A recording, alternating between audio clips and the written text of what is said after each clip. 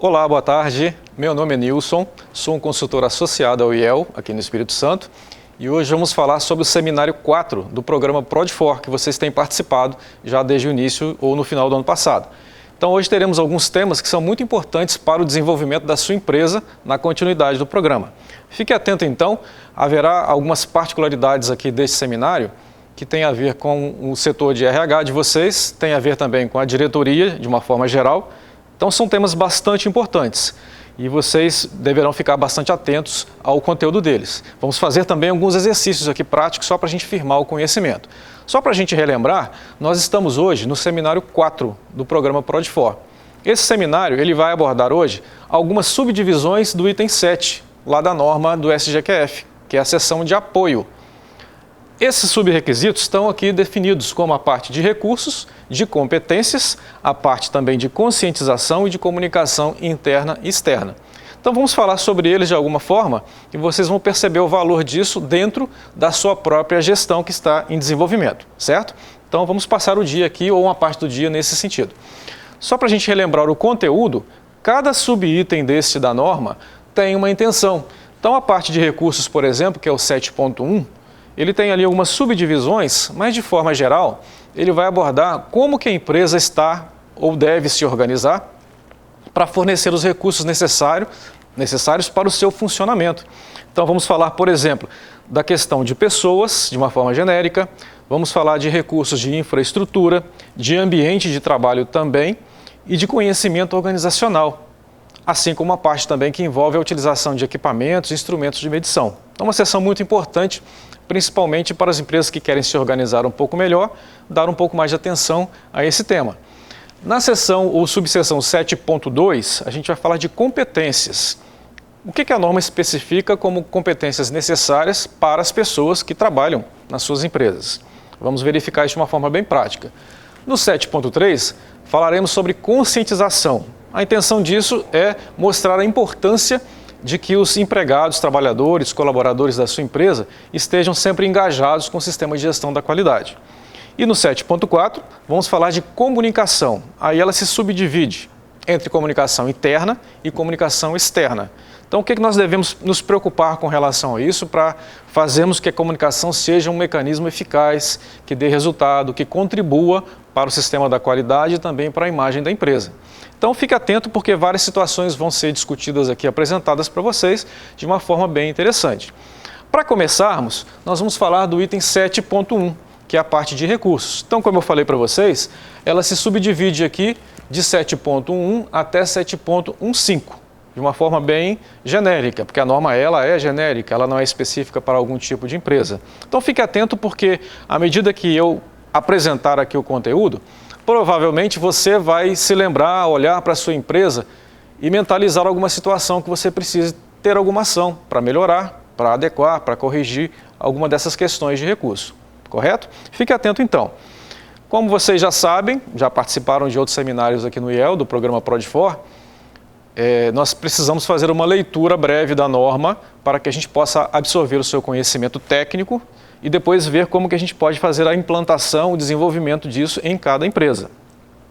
Vale lembrar para vocês, vou falar isso algumas vezes aqui hoje, mas seguido a este seminário, vocês receberão as visitas técnicas dos consultores de alguma forma para poder ajudá-los, auxiliá-los a implementar esse conteúdo. Então fique atento porque às vezes alguma dúvida ou alguma informação aqui que nós observarmos ou abordarmos, você vai precisar complementar depois com a presença ou com o diálogo com o seu consultor técnico. Mas nada que não seja possível é perfeitamente executável, tá bem?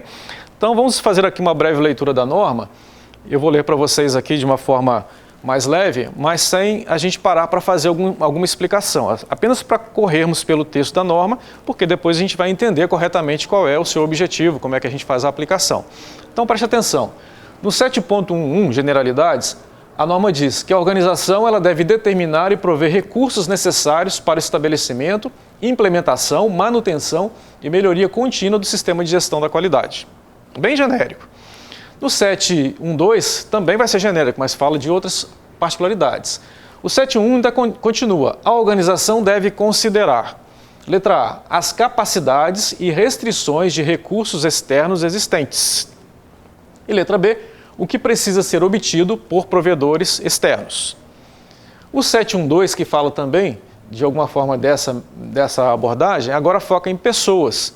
Então ele diz aqui que a organização deve determinar e prover as pessoas necessárias para a implementação eficaz do seu sistema de gestão da qualidade e para a execução, ou melhor, a operação e controle de seu processo. Não fique preocupado porque esse item 712, ele também será abordado de uma forma mais ampla na seção 7.2, que fala de competências. Então a gente vai voltar a esse assunto lá de uma forma um pouco mais ampla. Aqui ele é genérico ao dizer que a empresa precisa prover pessoas para que seus processos possam acontecer de uma forma natural, assim como é seu desejo e sua intenção. O 713, ele menciona a necessidade de infraestrutura. Então ele diz, a organização deve determinar, prover e manter infraestrutura necessária para a operação dos seus processos para alcançar a conformidade de produtos e serviços. E continua dizendo assim na nota, a infraestrutura pode incluir, letra A, edifícios, utilidades e utilidades associadas. E na letra B, equipamento, incluindo materiais, máquinas, ferramentas, etc. e software. E uma nota aqui explica algumas terminologias utilizadas, a versão dela do inglês para o português, não vem ao caso aqui para nós. Depois continua com fornecimento de recursos para transporte, tecnologia da informação e comunicação. Então a parte de recursos, infraestrutura, também bastante importante. O 714 fala do ambiente para a operação dos processos. Então o que significa, o que a norma menciona? Diz assim, olha, a organização deve determinar, prover e manter um ambiente necessário para a operação de seus processos e para alcançar a conformidade de produtos e serviços.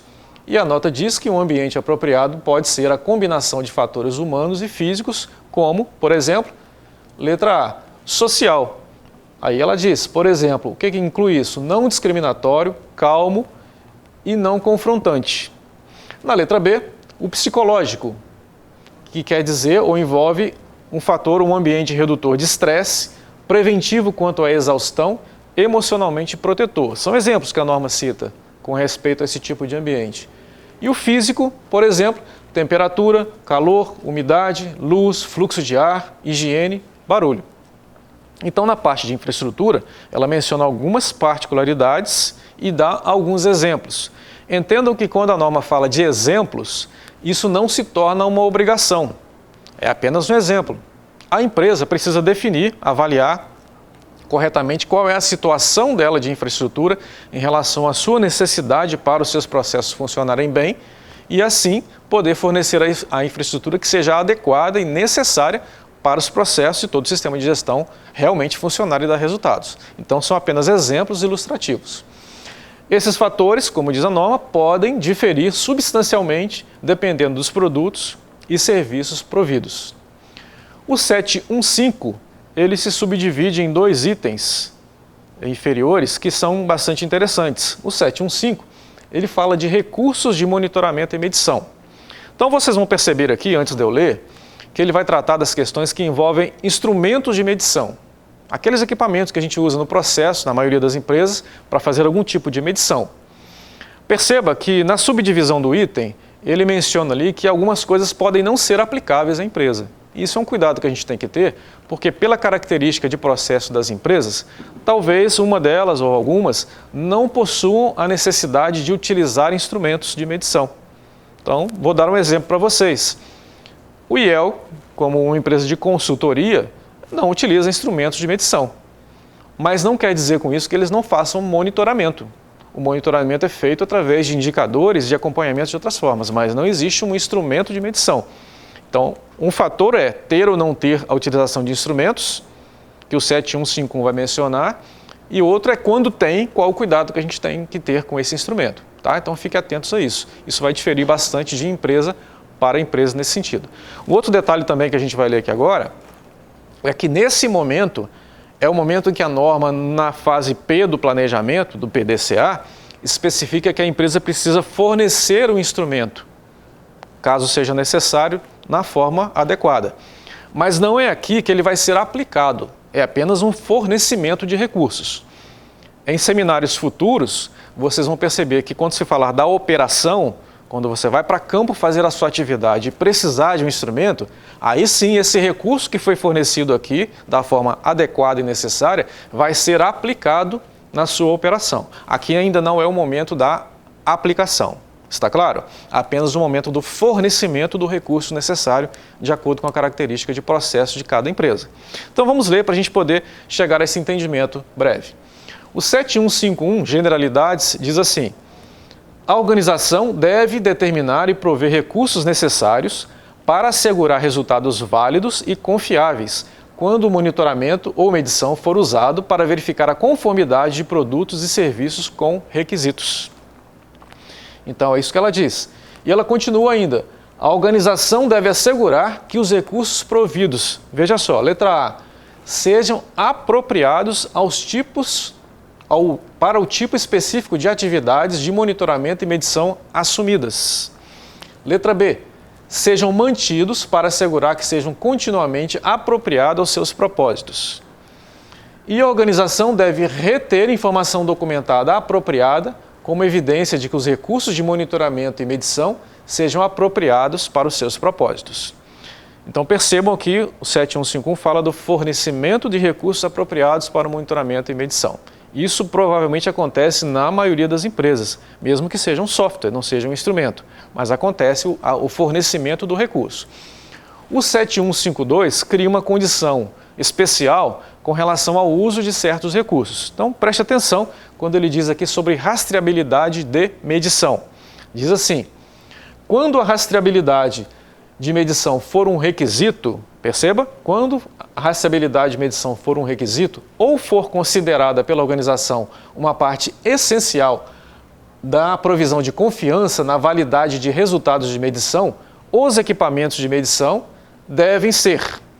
Então, o que eles devem ser quando a rastreabilidade for um requisito ou a empresa considerar essencial para dar o seu resultado em relação aos seus processos? Letra A, verificados ou calibrados, ou ambos, em intervalos especificados ou antes do uso, contra padrões de medição rastreáveis a padrões de medições internacionais ou nacionais. Quando tais padrões não existirem, a base usada para calibração ou verificação deve ser retida como informação documentada. Daqui a pouco a gente vai explicar melhor, vamos entender perfeitamente o que significa isso. Mas já criou uma situação diferente quando diz que eles têm que ser calibrados ou verificados ou ambos antes do uso. Vamos entender isso daqui a pouco. Mas a norma continua no seu texto. Letra B. Sejam também identificados para determinar sua situação. E letra C. Salvaguardados, quer dizer, protegidos contra ajustes, danos ou deterioração que invalidariam a situação de calibração e resultados de medições subsequentes. E finalizando, a organização deve determinar se a validade de resultados de medição prévios foi adversamente afetada quando o equipamento de medição for constatado inapropriado para seu propósito pretendido e deve tomar ação apropriada como necessário. Então esse texto a gente vai depois revisitá-lo, mas de uma forma mais prática para o entendimento e a aplicação na sua empresa. Perfeito? Em continuidade, no último item da norma, ela diz aqui no 716, na parte de recursos ainda, agora sobre conhecimento organizacional. Ela diz: a organização deve determinar o conhecimento necessário para a operação de seus processos e para alcançar a conformidade de produtos e serviços. Esse conhecimento deve ser mantido e estar disponível na extensão necessária. Diz também, ao abordar as necessidades e tendências que mudam, a organização deve considerar seu conhecimento no momento e determinar como adquirir ou acessar qualquer conhecimento adicional necessário e atualizações requeridas. E finalizando, a nota 1 diz, e ela é importante, o conhecimento organizacional é o conhecimento específico para a organização. Ele é obtido por experiência, ele é informação que é usada e compartilhada para alcançar seus objetivos na organização. E a nota 2, o conhecimento organizacional pode ser baseado em letra A e letra B. Então, percebam, fontes de conhecimento. Primeira fonte, interna. Então, por exemplo, propriedade intelectual, conhecimento obtido de experiência, lições aprendidas de falhas e de projetos bem-sucedidos, captura e compartilhamento de conhecimento e experiência não documentados, os resultados de melhorias em processos, produtos e serviços. E na nota ou na letra B, falando-se de fontes externas, então ela menciona, por exemplo, normas, academia, conferências, compilação de conhecimento de clientes ou provedores externos. Vale lembrar para vocês que quando a norma fala de nota, a nota ela não é um requisito obrigatório. Ela é apenas uma explicação breve, uma elucidação de um termo que foi utilizado. Então, o que ela menciona aqui como fontes externas e internas está dentro da nota 2. É um esclarecimento do que é o conhecimento organizacional. Provavelmente a empresa tem uma visão, às vezes até mais ampla do que isso, de fontes de conhecimento interna e externa. Mas a norma, ela dá um esclarecimento, pelo menos no norte, para que a empresa entenda o que é de fato a fonte de conhecimento organizacional. Perfeito? Então, esses são os itens que a norma abordou na seção 7.1 e ali dentro os seus requisitos. Vamos lembrar um fator importante aqui para a gente poder ficar sempre alinhado com a norma. Ela tem algumas particularidades que a gente não pode esquecer. Então, lembre-se, onde que está o requisito que a gente tem que atender? Quando a norma diz o seu texto aqui, o 7.1.6 conhecimento organizacional não é um requisito. Ele é um subitem da norma, é um tema. Está debaixo do tema maior que é recursos. Então, 7.1.6 conhecimento organizacional tem o seu texto. No seu texto, aí sim a gente encontra os requisitos. Onde é que estão os requisitos? Perceba, a organização deve. Quando ela diz deve, isso não é uma opção, é uma obrigação. A empresa vai precisar cumprir isso de alguma forma, da melhor forma que ela achar no seu sistema de gestão. Então, o deve, ele precede alguns verbos. Por exemplo, deve determinar o conhecimento. Determinar o conhecimento, então, é uma obrigação. Mas lá na frente também, ele diz que esse conhecimento deve ser mantido. Deve ser mantido é outra obrigação. Deve estar disponível é outra obrigação. Então, os deves estão aí, a gente tem que atendê-los. Perfeito? Não podemos deixar de lado nenhuma das obrigações que a norma coloca como necessárias para o nosso sistema de gestão. Então, lembre-se disso à medida que você fizer uma leitura, uma aplicação aí na sua empresa. Às vezes é até importante você pegar ali um marca-texto e marcar a palavra deve no texto da sua apostila, porque isso representa a obrigação que você tem que atender no seu sistema de gestão da qualidade. A norma não diz como fazer, mas ela diz o que a gente tem que atender. Então, o deve é a sua chamada para a obrigação, para o desenvolvimento que você vai fazer na sua empresa. Perfeito? Feito isso, então, ao abordarmos aqui o texto da norma, a gente vai fazer uma abordagem sobre o conteúdo dela. Então, como é que a gente vai entender essa seção 7.1? Primeiro, onde que entram os recursos no seu sistema de gestão da qualidade? Veja que interessante. Na norma 9000, ISO 9000, aquela que orienta, que dá explicações, que é o dicionário da 9001, no item 222, ela especifica uma coisa interessante sobre o sistema da qualidade. Fala que um sistema de gestão da qualidade compreende atividades pelas quais a organização identifica seus objetivos, determina os processos e recursos necessários para alcançar os seus resultados desejados. O que são recursos necessários? Então, observe aqui essa figura que vocês já viram num seminário anterior. Nós temos aqui uma figura que exemplifica um processo. A gente já aprendeu no passado que processo é um conjunto de atividades que transforma alguma entrada, pode ser matéria-prima, material, informação, ou tudo isso junto, transforma isso em alguma coisa, numa saída. A saída pode ser um produto, pode ser informação, uma prestação de serviço, ou tudo isso junto. Então, isso é o que a gente faz. Quando a gente faz a união dos processos, a gente constrói um macro fluxo de processo, que vocês também já fizeram lá no seminário 1, onde tem o seu mapa de processo com a união de cada processo de entrada e saída até a entrega de um serviço para o cliente ou um produto para o cliente. Você está lembrado disso? Exatamente. Então, o processo está aqui, uma representação de um deles, de uma das caixinhas que você colocou no seu mapa. Observe que para o processo funcionar, nós precisamos de vários elementos. Dentre eles está ali recursos. Então, observe, a seção 7.1, ela quer trazer à sua atenção o fato de que, para o seu processo funcionar, você precisa olhar para os recursos que ele necessita para que o resultado possa ser de acordo com o seu planejamento, não possa estar comprometido de uma forma negativa. Então, veja que isso é importante. Quando a gente olha para o processo e identifica os recursos, a gente vai precisar, de fato, fornecer aquilo que é necessário. Mas aí a norma chamou uma palavra fundamental. Ela disse recursos necessários. O que é necessário? É aquilo que, teoricamente, se você não fornecer, não estiver disponível no processo, o resultado do processo vai ficar abaixo da sua expectativa. Não vai acontecer, certo? Então, lembre-se, a norma falou de infraestrutura, de pessoas, de conhecimentos, de instrumento. Tudo isso são fatores necessários, estão ali apresentados como recursos que são necessários para um processo funcionar. Então, recursos necessários, a gente precisa sempre se lembrar disso de alguma forma. Outro elemento importante, quando ela fala desses pontos, como a gente leu lá no texto da norma, ela citou exemplos. Então, por exemplo, pessoas, quando fala de recursos, de pessoas, eu já expliquei até para vocês que a gente vai abordar isso melhor na seção 7.2, aguardem que nós vamos verificar com detalhes. Quando fala de infraestrutura, todo o leque de infraestrutura que a norma coloca, não obrigatoriamente faz parte da sua necessidade de processo. Talvez, por exemplo, vocês não tenham algum equipamento específico para a operação, a sua empresa seja de conhecimento, você faz treinamentos e você não usa um equipamento específico para alguma coisa? Talvez não, ou não tenha medição. Talvez você não tenha veículos na sua empresa, não é necessário, você não faz entregas, não tem locomoção, você presta serviço local. Então, você, na sua empresa, precisa olhar para esse tema de recursos e infraestrutura e definir o que é necessário. A norma coloca exemplos que vocês têm que atender, certo? Mas vocês precisam fazer um filtro para identificar aquilo que é necessário na sua empresa. E entenda que quando a gente fala de fornecimento, novamente a palavra é necessário. Não se quer dizer com isso que você tem que buscar a melhor tecnologia do mundo, o melhor veículo, o melhor software para lidar com o seu processo. Significa que ele tem que ser suficiente para o seu processo dar o resultado que você previu para ele, para que ele funcione corretamente e dê o resultado que você espera. A falta desse recurso compromete a entrega que você vai fazer, seja na própria empresa, seja para o seu cliente ou para o mercado. Então fique atento a essa situação. Outro ponto aqui é o ambiente de trabalho.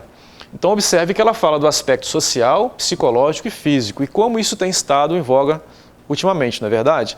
Por exemplo, quando a gente fala aqui de um ambiente não discriminatório, sem confrontos ou assédios, a gente tem visto que a sociedade tem mudado ao lidar com códigos de ética, com a ausência do bullying, de algum tipo de preconceito.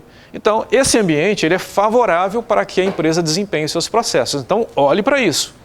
Pode ser que na sua empresa, se ela já tiver algum tempo de vida, existam ainda alguns resquícios desse tipo de comportamento. Um exemplo muito fácil que a gente pode falar abertamente, porque isso acontece na maioria das empresas, é muito comum, por exemplo, na relação de trabalhadores, de colegas de trabalho, entre homens ter apelidos. Às vezes se conhecem somente por apelidos. Então, será que isso na sua empresa é prejudicial? As pessoas se sentem, sabe, desconfortáveis de estar ali? É um peso para elas ir trabalhar? A produtividade baixa, isso representa mal a sua empresa porque o seu cliente percebe isso também. Então, se isso for um problema para você, na sua empresa, trabalhe um pouco mais sobre isso, porque o ambiente de trabalho tem que ser adequado para a necessidade, para o tipo de serviço ou produto que você vai ofertar. Isso tem relação com o trabalhador na sua empresa. A gente precisa olhar. As questões psicológicas também, né? Por exemplo, o excesso de horas extras nas empresas, o que faz com as pessoas? Deixam elas estressadas, esgotadas. Isso se reflete na produtividade e no relacionamento com o cliente, inclusive, porque ele atende mal o cliente, oferece mal o cliente, quando o cliente liga, ele responde mal ao cliente, ele não sabe se relacionar com o cliente, porque muitas vezes o excesso de trabalho causa um estresse extremo nas pessoas. Então, avalie. Isso é importante? Acontece? Se for, tome providências. Estamos falando aqui de recursos de um ambiente de trabalho adequado. Falou também do físico. Então, por exemplo, eu não sou capixaba, eu sou mineiro, venho de uma região mais fria, onde na minha cidade a gente usa ainda pouco ar-condicionado. Quando eu me mudei aqui para a região, a primeira percepção que eu tive foi que as pessoas entram no ambiente de trabalho, a primeira coisa que faz é ligar o ar-condicionado, depois acende a luz ou abre a janela, né? Então, é uma prática de vocês aqui. Se o ambiente é quente e se a atividade em si depende de um ambiente confortável, provavelmente você vai ter que oferecer um ar-condicionado para o local de trabalho. Isso pode valer tanto para o cliente que frequenta a sua empresa, quanto para as pessoas que trabalham na sua empresa na parte administrativa, quanto no equipamento que vocês usam em campo, por exemplo, para prestar o serviço ao cliente. Muitos equipamentos hoje são climatizados, não é verdade? E você precisa verificar isso então com carinho para entender a necessidade que está pertinente ao seu ambiente. E aí outros fatores também estão relacionados. Higiene, por exemplo, isso é uma coisa fundamental. Agora, nesse tempo que nós estamos vivendo aqui uma situação de saúde pública delicada, as pessoas têm falado mais nisso. Mas, normalmente, será que o álcool gel está disponível para as pessoas nos locais de trabalho? Será que a limpeza dos banheiros é feita com tanta frequência quanto deveria? As pessoas têm um cuidado com isso? Existe uma rotina para fazer a limpeza? Você convidaria uma pessoa para ir na sua empresa sem se preparar para isso? Se chegasse um cliente sem te avisar, você estaria confortável com a limpeza da sua organização, do local de trabalho, da oficina, da área de estar, do restaurante, do vestiário? Isso estaria correto para você? Então, é isso que nós temos que pensar. O recurso necessário para que a empresa funcione e dê o seu resultado. Perceba que não tem nada de novo, mas é importante o assunto, porque ele tem a ver com a nossa empresa. Perdão, eu voltei aqui sem querer. Também temos aqui a questão de monitoramento e medição. Então, já falamos disso. Vamos falar de recursos, de instrumentos de medição. Vamos detalhar um pouquinho mais aí sobre esse assunto daqui a pouco, porque ele é importante para nós. Então, em linhas gerais, a gente precisa olhar para aquele fluxo lá de processo e entender que recurso tem que ser fornecido de uma forma adequada para a empresa. Perfeito? Continuando então, a norma também ela não menciona a necessidade, a obrigação da gente documentar onde é que estarão disponíveis os recursos da nossa empresa. Se você quiser fazer isso, aí na apostila tem alguns formulários que poderão te orientar isso, se você quiser mapear a necessidade de recursos da sua empresa. Talvez você nunca tenha feito, então alguns formulários podem te ajudar a isso. Também existe um formulário que alguns de vocês utilizaram, talvez não todos, mas lá no seminário 1 vocês abordaram o uso desse formulário de análise de processo. E um campo desse formulário tem a ver com o fornecimento de recursos. Então ali vocês estão dizendo que recursos nós temos que fornecer para o processo funcionar bem. Tá? Se quiser documentar, pode utilizar esse ou qualquer outro formulário que você queira criar ou adaptar. O seu consultor também pode ter algumas coisas que são boas para vocês, então fiquem à vontade nesse aspecto. Mas a norma não faz a obrigação ou não traz a obrigação dessa documentação.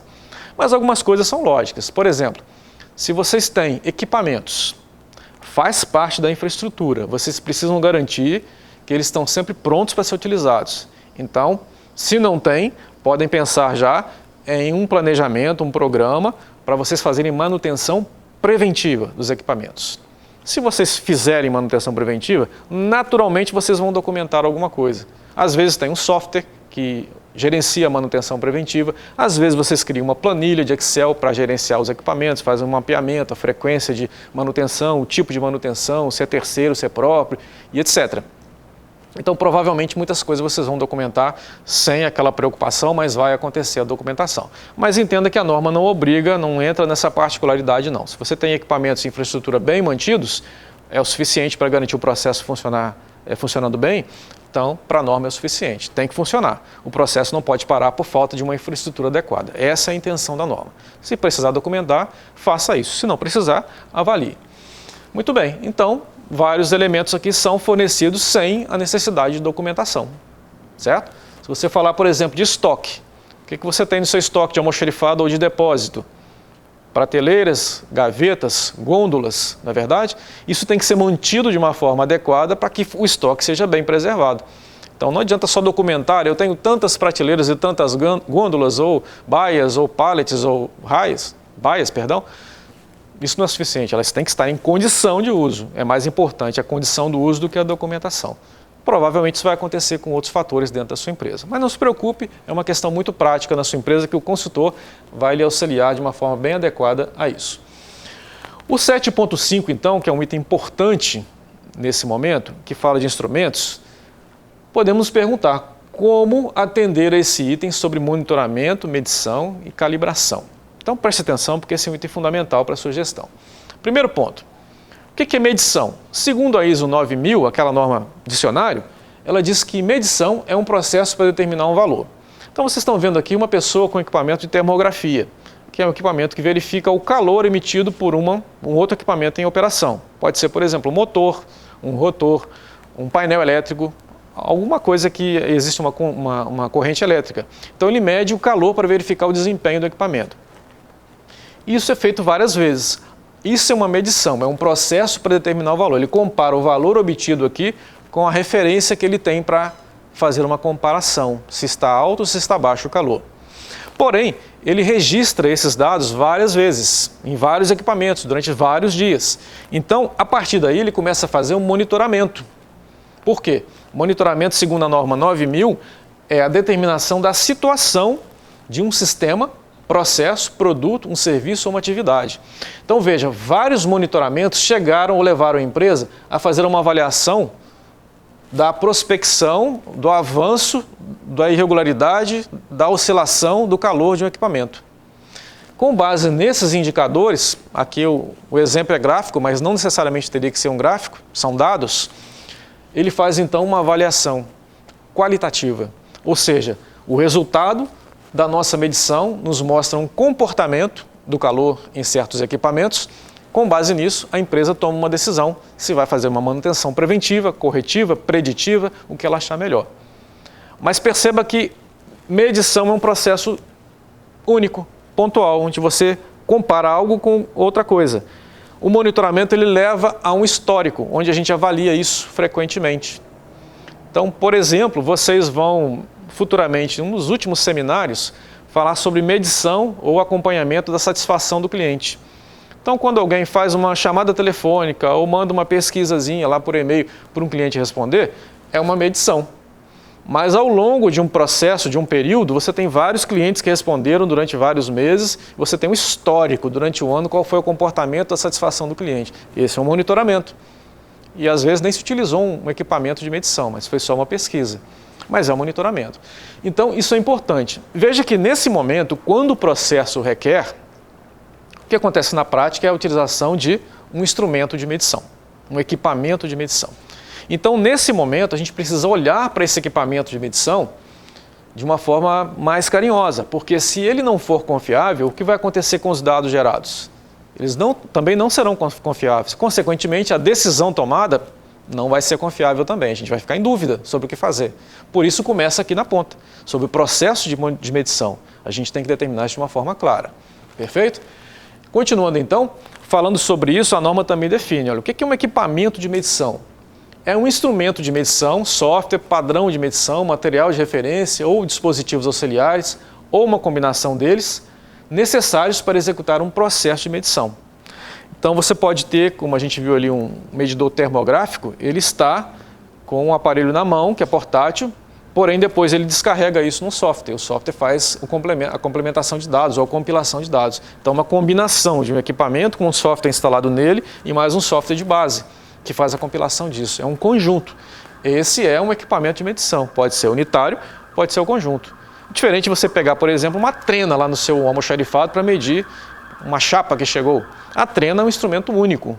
Com a medição da trena, você pode comparar se a medida da chapa está de acordo com o pedido que você fez. Então, isso é uma medição com equipamento único. Mas alguns equipamentos podem ser compostos também. Aqui tem alguns exemplos de equipamentos de medição. Talvez não seja todo aplicado no seu caso, mas pode acontecer. Por exemplo, medições lineares, pode-se usar trenas mecânicas, laser ou réguas, a espessura e diâmetro, paquímetros, micrômetros, etc. E por aí vai. Na sua apostila contém aí essa tabela com vários dados que você pode observar. E talvez agora você se identifique. Poxa, realmente, a gente faz aqui na empresa medição de peso. Então, nós temos balança.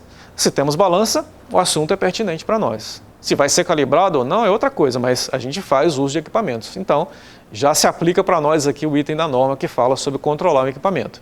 Não, eu não tenho nada, eu não faço nenhuma medição, meu trabalho é totalmente intelectual. Por exemplo, um escritório de advocacia, ele não tem um instrumento nenhum, então não tem. Se não tem, vai ser feita uma declaração, o seu consultor vai te auxiliar a fazer isso, de que dentro do seu escopo do sistema de gestão, esse item não é aplicável. Mas cuidado, não se precipite em tomar essa decisão, porque muitas vezes você utiliza um equipamento, mesmo que seja de um terceiro, percebe? Às vezes você não tem ele próprio, mas numa fase do seu processo você precisa fazer alguma medição e o terceiro contratado traz esse equipamento e faz a medição e lhe apresenta um laudo. Então o equipamento foi utilizado no seu processo, ele apenas não é seu, da sua empresa, mas é do terceiro e você precisa controlar. Porque a falta de controle sobre ele vai implicar em falta de confiança depois na avaliação dos dados. Então não se precipite em dizer, não, isso aqui não acontece na minha empresa. Faça uma avaliação dos seus processos para determinar se tem ou se não tem, tanto próprio quanto de terceiro. E entenda que de terceiro não se quer dizer exclusivamente aquele que você contratou e pagou para fazer isso. Às vezes você tem um parceiro ou um cliente que lhe empresta um equipamento para fazer um trabalho de medição. Então você tem medição e usa equipamento. tá? Então não se precipite, converse bastante com o seu consultor sobre isso, para você ter uma ideia clara sobre a realidade de vocês nessa questão de equipamentos de medição. É um ponto muito importante porque vai afetar a qualidade do produto ou do serviço que você vai entregar para o cliente. A falta dessa confiança pode comprometer a entrega que você vai fazer depois lá. Processo de medição é um conjunto de operações para determinar o valor de uma grandeza. Então, esse processo ele tem que ser confiável. Não basta ter um instrumento. Se lhe desse um medidor de temperatura, como eu mostrei agora, na sua mão, você saberia utilizar? Se não for parte do seu processo, provavelmente não. E se ele não for adequado, você saberia dizer se é adequado ou não? Você foi treinado para ele? Que tipo de resultado ele dá? Onde que você registra? Então, são perguntas que remetem a um processo. Quer dizer, a gente tem um conjunto de atividades ali para fazer medição. Não é só ter um equipamento. Você pode colocar um equipamento muito bom na mão de uma pessoa que não tem competência, que ele não vai conseguir fazer medição alguma. Mas é um processo com várias atividades. Então, pergunte-se, que medições serão feitas? É a primeira pergunta que você vai fazer. Ela é linear? Ela é de volume? Ela é de peso? Ela é de temperatura? Qual é a medição? Então, isso você já vai pensar no próximo, quais equipamentos a gente vai utilizar. Eles têm que ser coerentes com o tipo de medição que você fizer. Daqui a pouco a gente vai ver um exemplo que deixa bem claro isso daí. Outra pergunta, como será feita a manutenção e conservação dos equipamentos? Porque, apesar de serem duráveis, eles podem se danificar, podem perder a capacidade de fazer a medição que você deseja, podem perder a identificação visual deles, as marcações, por exemplo. O software pode se perder, pode se deteriorar, pode ter vírus. Então, como vão ser preservados ou manutenidos esses instrumentos? Importante pensar nisso. As medições serão confiáveis com equipamentos adequados? Calibrados ou verificados, se necessário. Então, a gente vai precisar disso? Ou não? É uma medição simples que não compromete a entrega que a gente faz para o cliente. É só uma conferência interna que, se ela der errado ou certa, não faz diferença. Não, se afetar aquilo que a gente vai entregar para o cliente, provavelmente a gente vai precisar pensar em termos de calibração ou aferição, ou verificação, melhor dizendo, desse equipamento. Então, uma avaliação que vocês vão fazer também, o consultor vai lhes ajudar nisso. E que documentação será necessária para esses equipamentos? Então, outra pergunta. Precisa de laudo de calibração? Esse laudo é emitido por quem? Que laboratório? Que credenciamento ele tem que ter? Quem interpreta esse laudo internamente para dizer que o instrumento está adequado para o uso? Então, são questões ligadas ao processo aqui de medição que a gente tem que avaliar de acordo com o equipamento. E como será mantido um programa de calibração, se necessário. Porque quando há necessidade de calibração, ela tem uma validade que ou nós determinamos, ou a legislação determina, ou o próprio laboratório determina, mas tem uma validade. Então, há uma programação de sempre se refazer a calibração de alguma forma. Então, como é que vai funcionar isso na sua empresa? Pense nisso porque vai ter que ser controlado. Se você tem um instrumento, é fácil. Mas se tem 300, aí fica mais detalhado, você precisa ter um controle mais rigoroso sobre isso, porque a falha pode resultar numa falha de processo e numa entrega errada para o cliente. Perfeito? Como identificar os pontos que a gente precisa fazer algum tipo de monitoramento ou de medição? Então, isso aqui é uma figura de processo. Processo é um conjunto de atividades que transforma entradas em saídas. Isso vocês têm lá no mapeamento de vocês. Quando você desenha o seu processo, você sabe exatamente que pode ter medição lá na entrada, por exemplo, no seu fornecedor. Você tem que acompanhar alguma coisa do seu fornecedor quando ele lhe entregar um produto, uma matéria-prima. A matéria-prima armazenada, quando sai do estoque ou do recebimento de materiais e vai entrar no processo produtivo, ou o equipamento que você comprou e vai utilizar no processo produtivo, ele tem que ser inspecionado de alguma forma? Então pode ser que aqui você tenha monitoramento, tenha medição. Durante a realização da atividade também tem? Possivelmente. Na saída, quer dizer, na entrega que você vai entregar, vai levar para o cliente o produto, o serviço ou a combinação deles, a embalagem, precisa de algum tipo de medição também? Então, provavelmente, o equipamento será utilizado. E lá junto ao cliente, a gente faz algum tipo de acompanhamento junto com o cliente, medição junto com o cliente, medição de desempenho junto com o cliente. Será que a gente utiliza? Então, provavelmente, a gente vai pensar em algum tipo de instrumento, de recurso para fazer esse tipo de comparação, de medição. Então, avalie bem a situação da sua empresa. Como identificar as necessidades? Também temos aqui a parte de documentação. Como eu mostrei para vocês agora há pouco, esse é um formulário, está pequeno aqui, mas vocês têm, chamado análise de processo, que vocês levantaram lá no seminário 1 de implantação, onde vocês definiram entrada, saída, recurso de processo, alguns já fizeram também análise de riscos e oportunidades, e tem uma colunazinha lá, ou uma linha, que diz respeito a recursos. Quando se falar aqui de recursos, e você já colocou lá a necessidade de fazer medição, provavelmente aqui você já vai identificar também algum tipo de instrumento, de equipamento que você já utilize e precise olhar agora para ele de uma forma diferente. Perfeito? Então isso é importante você avaliar. Espero estar sendo suficientemente claro com vocês, mas a necessidade de controlar, de saber qual é o equipamento, se utiliza equipamento, se ele interfere na qualidade, se ele vai comprometer o resultado para o seu cliente, para o mercado, isso é fundamental, porque o sistema da qualidade foi produzido para que a empresa tenha condição de fornecer produtos e serviços com qualidade e aumentar a satisfação do cliente. Se a gente não controlar a parte de equipamento quando aplicável, a gente não garante essa continuidade da qualidade entregue. Então, é muito importante olhar isso com carinho, com detalhes.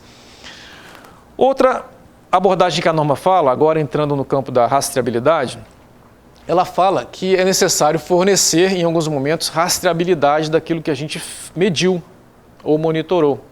E aí, então, rastreabilidade é definida como a habilidade de rastrear o histórico, a aplicação ou localização de um objeto. É percorrer o caminho contrário, é seguir o rastro de alguém que passou. Essa é a ideia. No campo da medição, isso tem a ver com o tipo de equipamento, por exemplo, ou das medições que a gente vai fazer. Por exemplo, a nota da norma diz que rastreabilidade pode se referir à origem dos materiais e partes que foram fornecidas. Então, por exemplo, em alguns processos até regulamentados, quando um cliente manifesta algum tipo de insatisfação, a empresa que produziu aquilo ou prestou o serviço, ela tem por obrigação legal rastrear o seu processo para identificar as falhas que foram detectadas e corrigir. Exemplo, se você vai a um supermercado hoje e compra lá uma lata de conserva, imagina lá um pêssego em calda, por exemplo, está vedada a lata, intacta, validade está declarada no rótulo, tudo perfeito. Quando você abre para consumir, verifica que o produto está deteriorado. O que você faria? Naturalmente, você vai reclamar isso com o fabricante. Então, é normal utilizar o saque da empresa para poder fazer algum tipo de reclamação, não é verdade? Primeira coisa que a empresa te pede é o quê? Qual é o lote de fabricação? Por quê? Com o número do lote, ela consegue fazer o caminho contrário, desde que o produto foi expedido, até ele ser embalado, produzido, a matéria-prima, a qualificação do fornecedor, para identificar onde é que está o ponto de falha e poder corrigir isso de uma forma que não aconteça mais. Então, em dados momentos que a gente faz a rastreabilidade de um produto ou de um serviço prestado, provavelmente a empresa que produziu lá o pêssego em calda, ela utilizou termômetros, pH-metros e outros instrumentos no seu processo de produção alimentar que deveriam estar confiáveis, calibrados. Portanto, é essencial para ela que o instrumento seja confiável e calibrado. Se ele não estiver, ela não consegue garantir a qualidade do processo ou do produto entregue. Então, quando a norma fala disso, ela diz que a gente pode chegar à origem dos produtos e materiais utilizados, ao histórico do processamento, fluxo de processo no sentido contrário, e a distribuição e localização do produto ou serviço após entrega também, porque para onde ele foi a gente tem que rastrear para poder recolher ou ressarcir o cliente de alguma forma. Então a rastreabilidade é essa capacidade de percorrer o caminho no sentido contrário. Aí nós enxergamos a necessidade, muitas vezes, de ter um instrumento. Então veja o que a norma diz sobre isso. Vou repetir aqui um parágrafo que a norma trouxe. Olha, a norma estabelece que quando a rastreabilidade de medição for um requisito, lembra-se o que é requisito? É obrigação, deve. Então, se a legislação fala, você deve controlar, você tem que demonstrar ao seu cliente a capacidade de retornar ao processo, de atender suas reclamações, de fazer atendimento à reclamação dele, de mapear o seu processo, de identificar a origem da matéria. Quando a legislação diz isso, ela diz que a rastreabilidade é um requisito. Quando o cliente diz para você, você trabalha dentro da área do cliente, olha, se acontecer uma falha no processo do cliente que você presta serviço para ele, ele precisa saber qual é o equipamento que você utilizou, qual o operador que foi, qual o turno que foi, não é? Qual a matéria-prima, a embalagem, o EPI utilizado. Se ele precisar saber disso tudo, a rastreabilidade é uma recomendação, ou melhor, um requisito que o cliente tem com vocês. Então, nesse caso, se nesse processo de rastreabilidade, se isso for um requisito, for utilizado um instrumento, aí a gente tem uma preocupação maior. Então, perceba, quando a rastreabilidade de medição for um requisito, é isso que eu expliquei para vocês. ou for considerada pela organização uma parte essencial para a provisão de confiança. Não é um requisito, mas a própria empresa entendeu que para o produto dela ter uma aceitação de mercado, uma confiança pelo consumidor ou pelo cliente, quem seja, é melhor que ela tenha um instrumento confiável também. Aí, então, a empresa tem que ter uma atenção especial com esse instrumento que a norma chama de calibração ou de verificação, porque vai dar confiança ao processo dela junto ao seu cliente, mesmo que não tenha um requisito, mas ela definiu o que é importante para ela, ela vai dar rastreabilidade disso pelo uso de um instrumento que seja confiável. Perfeito? Então, eu mencionei para vocês agora há pouco. Não se precipitem em dizer não é aplicável. Avaliem o processo de vocês, porque há algo muito mais profundo do que simplesmente não fazer uma calibração, dizer que não usa um instrumento, que ele não precisa ser confiável. Isso envolve a repercussão que o produto de vocês, que o serviço de vocês vai ter junto ao mercado ou sobre o cliente.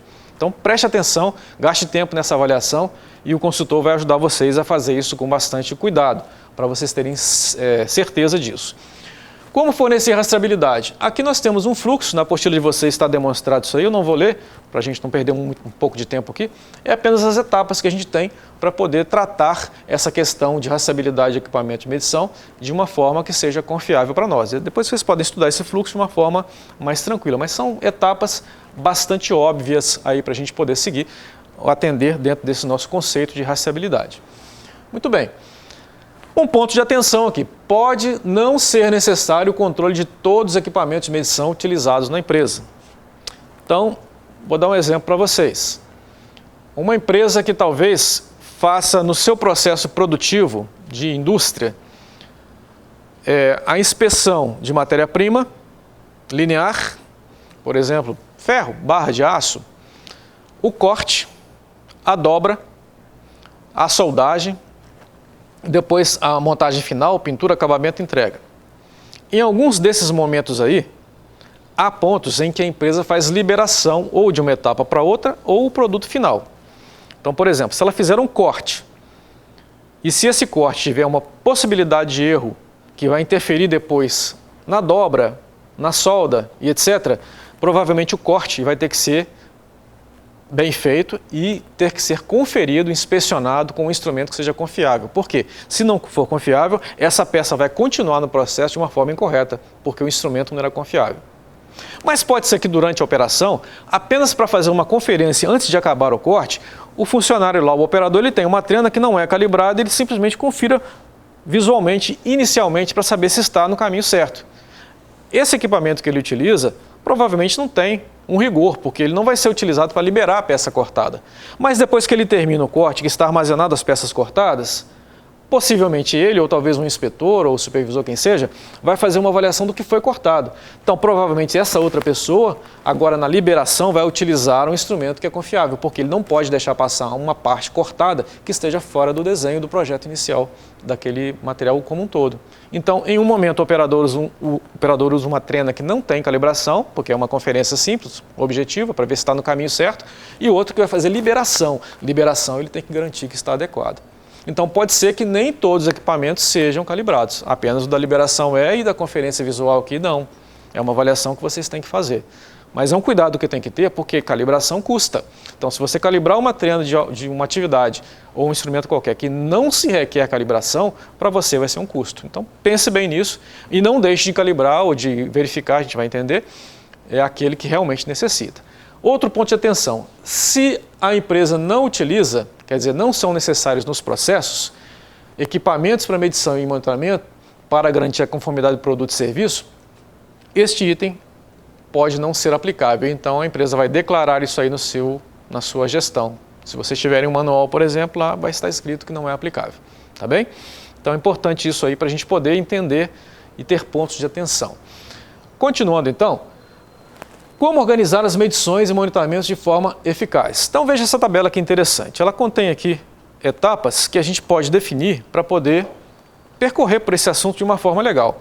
Primeiro, a gente precisa determinar quais as medições necessárias no processo ou atividade. Depois você diz o que fazer, então. Próxima etapa, quais os requisitos para as medições? Então, defina desvios máximos, tolerâncias, para mais e para menos que você aceita dentro daquela medição que não comprometa o resultado final, para que você possa orientar as pessoas que vão fazer o tipo de medição que foi determinado. Determine os equipamentos apropriados. Com base no tipo de medição, os requisitos da tolerância de processo, garanta que o equipamento é apropriado. Se for necessário garantir a rastreabilidade, como a gente falou, então provavelmente o equipamento vai ser calibrado ou verificado, a gente vai entender a diferença. Mas provavelmente ele tem um controle maior sobre ele nesse momento aí, tá? E fornecer a calibração quando necessário. Na apostila, inclusive, tem alguns exemplos bem mais detalhados sobre isso. Aqui tem uma comparação, para a gente ver a questão do equipamento ser apropriado ou não apropriado à finalidade de medição dele. Então, preste atenção, olha, uma régua, pode ser metálica, por exemplo, é um instrumento menor, que mede em centímetros e milímetros, não seria utilizada para medições acima do seu valor. Suponha, você tem uma régua de 1 metro, metálica, você vai medir 10 metros com essa régua? Colocar um ponto aqui, marcar, mais um ponto, mais uma régua, mais um ponto? Você não faria isso, né? Nesse momento, apesar dela medir em centímetros e a sua medição ser linear em centímetros, a régua não é um instrumento adequado. Você vai precisar de uma trena, seja ela de fita, metálica, laser, mas o seu instrumento não é a régua, perfeito? Mas se for uma medição de mesa, de peças pequenas na mesa, talvez a régua sirva para isso. Então ela é ou não é apropriada, depende do tipo de medição que você vai fazer. A mesma coisa, a mesma régua aqui, que mede também em milímetros, não seria usada para medição de dimensões menores ou muito comprometedoras. Por exemplo, peças mecânicas usinadas. Se você tem uma engrenagem que tem que se encaixar perfeitamente e as distâncias, né, entre as peças tem que ser precisas, você acha que uma régua vai te dar esse resultado? Provavelmente não, ela não é capaz de medir isso. Vai ter que usar um outro instrumento, um paquímetro, um micrômetro, uma estação a laser, alguma coisa. Mas não vai ser uma régua. Então a primeira coisa é definir isso aí. O que é apropriado para a gente poder fazer a medição? Não adianta improvisar. O improviso não vai lhe levar a um sucesso, a garantir que o seu processo fornece um produto, um serviço adequado. Perfeito? Então pense nisso. Exemplos de equipamentos utilizados. Eu vou ler um para vocês aqui, o restante atende a mesma linha de raciocínio. A gente tem aqui, olha, a coluna do produto ou serviço, o que a gente faz, processo, qual é o processo relativo a isso, a tolerância do processo, o valor do desvio, o equipamento utilizado e o erro aceitável no instrumento. Então, perceba, vou pegar aqui o café. Então, para produzir café em pó, uma embalagem de 1000 gramas, 1 quilo, o processo é de dosagem e embalagem de café. O café é produzido, na hora de embalar, ele cai na embalagem e tem que ser 1000 gramas, certo? Senão, o Inmetro fica em cima da empresa e o consumidor também. Nesse caso, a empresa, isso é só um exemplo, não estou dizendo que isso aqui é uma realidade das empresas de café, não, é só um exemplo para vocês perceberem. A empresa definiu uma tolerância de mais ou menos 10 gramas de erro, quer dizer, a embalagem pode ter de 990 gramas a 1010, que está bem para ela. É aceitável que o processo tenha essa variação para ela, perfeito? Consequentemente, o desvio é de mais ou menos 10 gramas, óbvio, mas 10 para mais ou 10 para menos, nessa faixa está tudo bem. O equipamento utilizado é uma balança eletrônica, que a faixa de medição dela, quer dizer, ela mede de 0 até 10.000 gramas, 10 quilos, né? Ela pode medir esse café, essa embalagem de café? Sim. A embalagem não é de 1 quilo, de 1000 gramas, então está dentro da faixa de leitura lá da balança, ela é capaz de medir isso, perfeito? Ela é capaz de medir isso, porque ela mede em grama de 0 a 10.000, então ela consegue medir 1000 gramas, 990, 999 e assim por diante, consegue medir perfeitamente. E a empresa definiu que o erro por um instrumento que ela aceita é de 3 gramas. Aqui é um exemplo, mas já nos mostra um raciocínio que é muito comum de se praticar. Normalmente, a gente vai entender isso, mas normalmente o erro do processo lá do instrumento, ele é 1/3 do desvio esperado. Então, se a gente tem mais ou menos 10, o instrumento não pode errar mais do que 3 gramas, porque senão ele compromete aquele resultado lá. Então, nesse caso, quando a balança ela é verificada pelo Inmetro, que aí é uma questão legal, o Inmetro atesta isso. Ela realmente tem essa faixa, ela consegue medir a precisão adequada ali para que o processo seja confiável.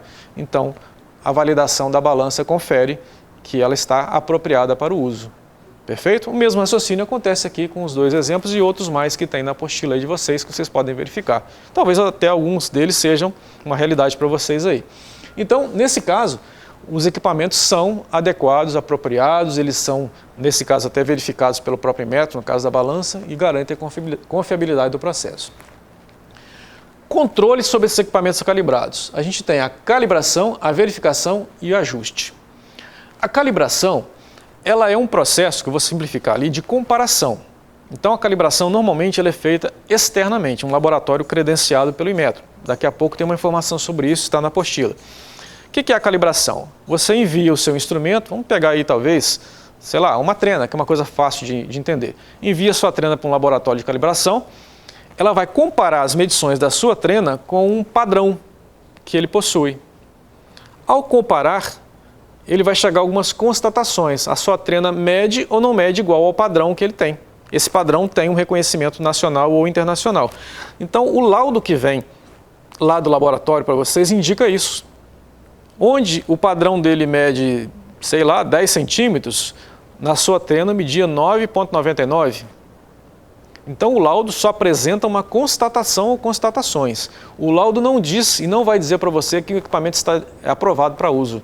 Com algumas exceções, mas a maioria não faz isso porque a necessidade de identificar se o equipamento é apropriado ou não para o processo é da empresa que vai utilizar o equipamento.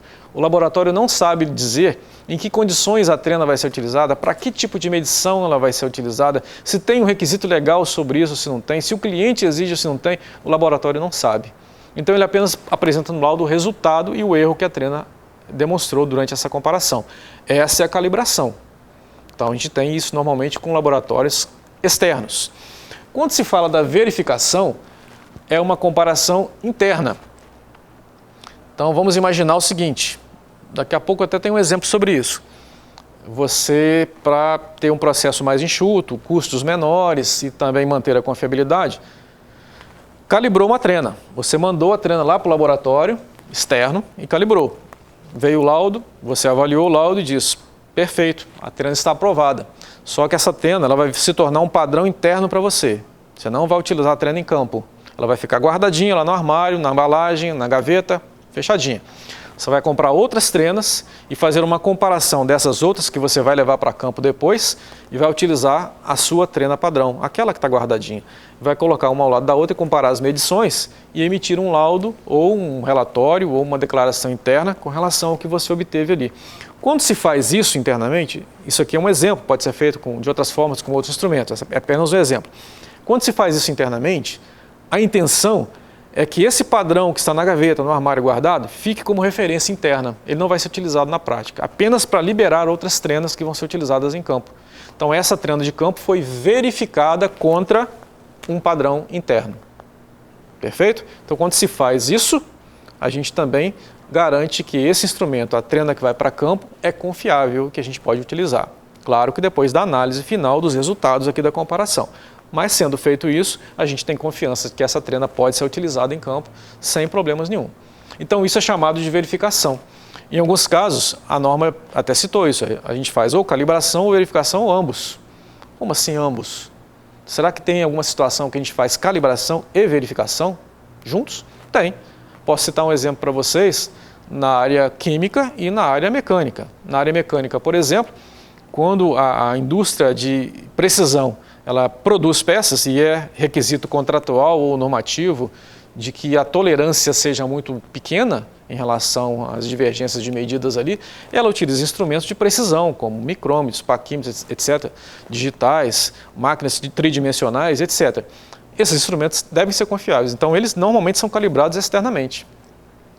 Mas, às vezes, a empresa também opta, por exemplo, na indústria mecânica, de adquirir um conjunto de blocos padrão, que são pequenos blocos de aço, calibrados pelo laboratório com certificados, com suas medidas respectivas, em que a empresa vai utilizar o seu paquímetro, o seu micrômetro, para conferir a medida. Já que ele tem um valor específico, a empresa simplesmente confere, ela verifica se o paquímetro ou se o micrômetro está adequado em relação àquele bloco padrão.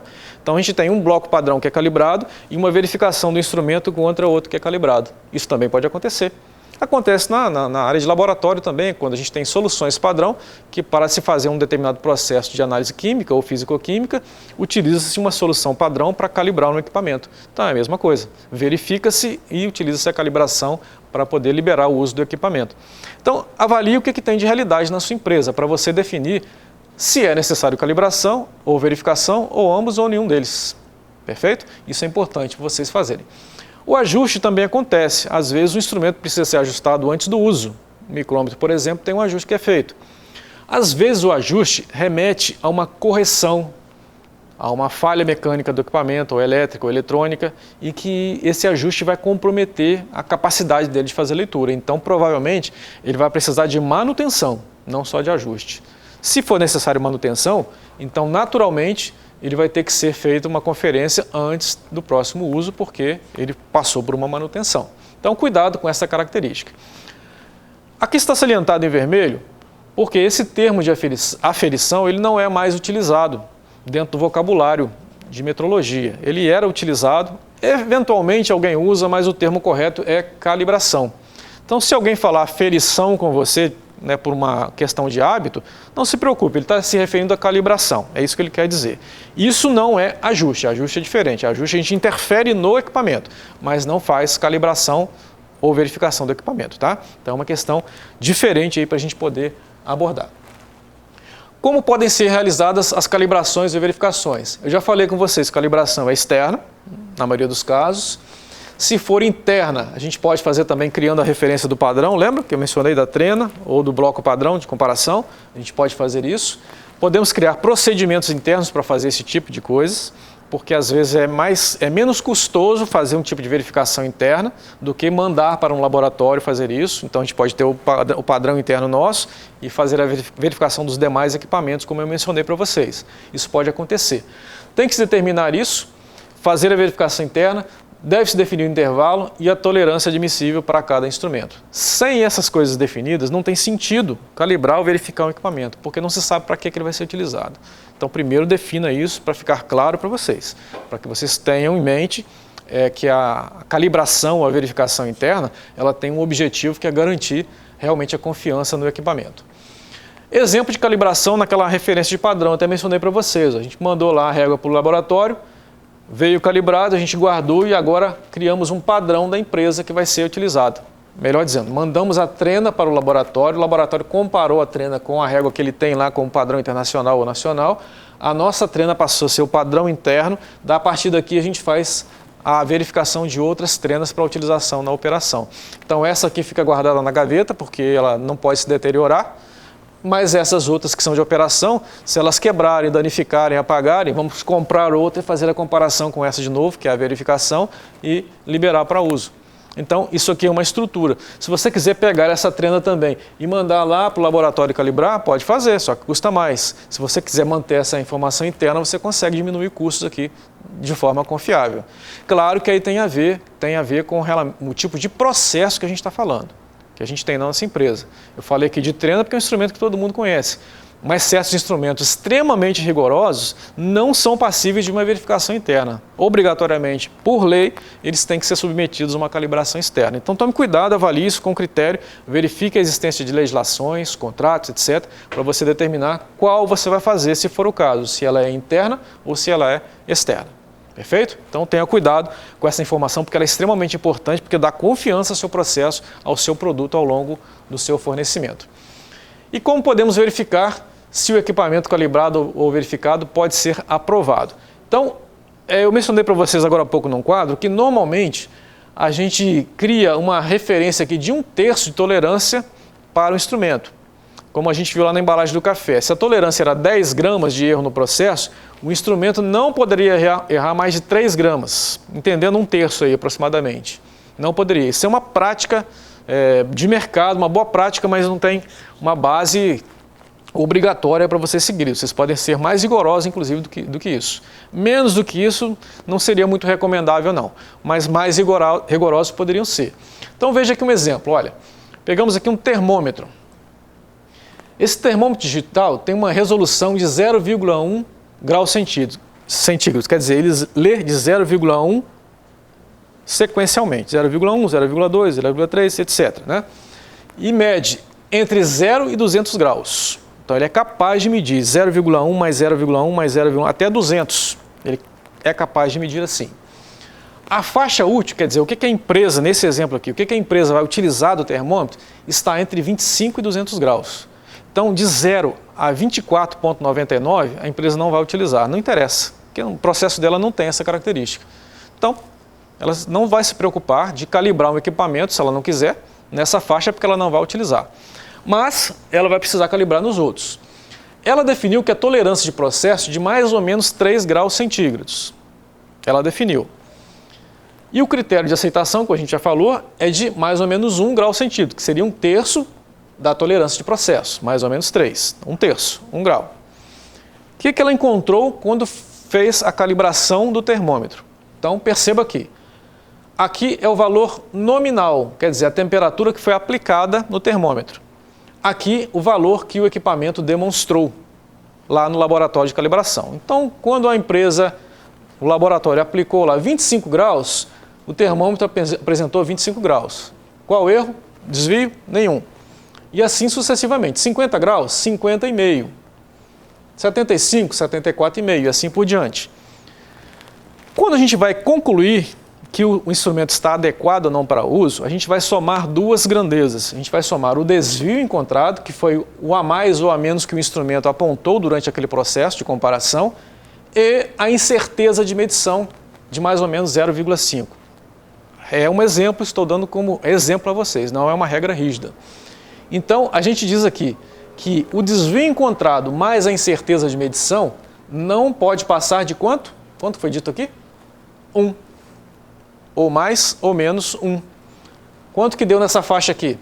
Aplicamos 100 graus de temperatura, o termômetro marcou 101, então ele tem 1 grau centímetro a mais de medição e com a incerteza de medição do equipamento que foi determinada pela empresa, deu 1,5. Está fora da faixa de aceitação da empresa para o processo. Então ela pode usar o instrumento nessas faixas aqui. Porém, de 100 graus ela não pode usar, porque ele não é capaz de garantir a confiabilidade da medição para aquela empresa, naquele processo. Novamente digo, isso é um exemplo para esclarecer e elucidar aquilo que nós estamos falando sobre calibração, comparação, etc. As referências podem mudar aqui com relação ao desvio, à incerteza e etc. É só um exemplo para vocês raciocinarem. O instrumento está condenado? Não, não necessariamente. Se a empresa determinar que de 100, na faixa de 100 ele não vai ser utilizado, ela pode usar nas outras faixas. Ah, mas ela não quer correr esse risco, então ela prefere comprar um outro termômetro e mandar calibrar. Decisão da empresa. Mas está claro de que realmente ele não está em condição de ser utilizado naquela faixa de 100. Percebeu? O laboratório não diz isso para você, ele só vai dizer o seguinte: no laudo onde eu apliquei 100 graus, seu instrumento marcou 101. Quem vai concluir se é adequado ou não é você, empresa, porque sabe onde é que o instrumento vai ser aplicado, se tem legislação para você atender, se o cliente exige alguma coisa, etc. Então o laboratório te entrega um laudo e alguém vai ter que avaliar esse laudo para dizer se está adequado, se pode ser utilizado ou não. Tá claro? Então a apostila de vocês também tem esse exemplo aí. Então, para que a gente tenha sucesso na gestão desses equipamentos, recomenda-se que a gente faça algum tipo de controle deles. E isso envolve uma série de informações, por exemplo, identificação do equipamento. A norma diz sobre isso, que ele tem que ser identificado de alguma forma. Então, normalmente se atribui ali um código, uma numeração, uma letra, alguma coisa que vocês criem para identificar o instrumento. Às vezes, por tipo de instrumento, se cria algum tipo de código também. Trena, por exemplo, TR01, TR02, etc. E assim vai. Resolução, faixa de medição, faixa de utilização, etc. Então, normalmente, a gente tem algumas referências de formulários para lançar esses dados e vocês controlarem isso. Na apostila de vocês e nos materiais que o IEL envia como anexos, como auxílio para vocês depois do seminário, vocês vão receber esses materiais em Word e Excel para vocês poderem avaliar e junto com o consultor determinar o que é importante para vocês, o que é mais apropriado. Pode modificar também, criar a de vocês, não tem problema, desde que atenda a necessidade de identificação. Mas é fundamental documentar para que o controle seja bem efetivo e vocês confiem na validade do instrumento que vai ser utilizado.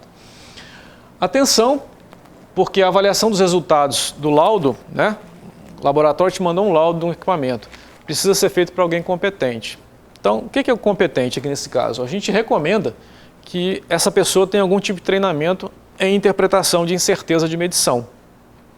Ah, não, mas não precisa porque a pessoa que vai avaliar isso aqui é o engenheiro da empresa. Então, na formação acadêmica dele, ele tem disciplinas lá que ele considera isso. Então, ele está apto para fazer a avaliação, exceto se ele disser que não está confortável. Pode ser uma experiência interna. A empresa mesmo, em histórico anterior, treinou alguém, tem uma referência interna, tem um procedimento, já fez treinamentos internos.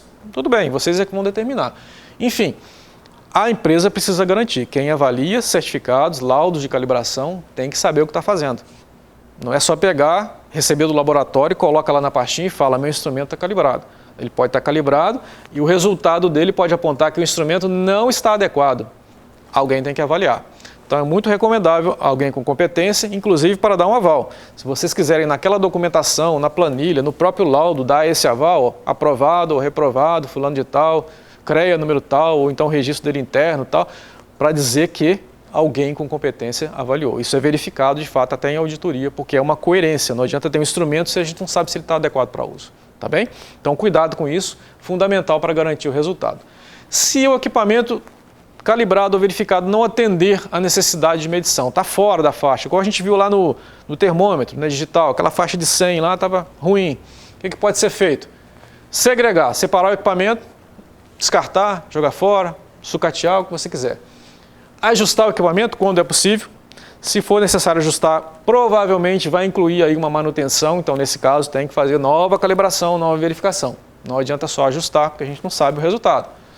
Substituir o equipamento, então comprar um novo, às vezes um novo já vem com um laudo de calibração, já está verificado por alguém, conferido, verificado, e está tudo bem. Perfeito? Ou aplicar o equipamento em outro processo que não seja rigoroso, ou por uma simples conferência, ou naquelas faixas lá do termômetro que pode ser utilizado. Enfim, a empresa precisa definir o que fazer com o equipamento. O fato é, se ele está fora das medidas de calibração que vocês necessitam para o processo, ele não pode ser utilizado porque não gera confiança no resultado final.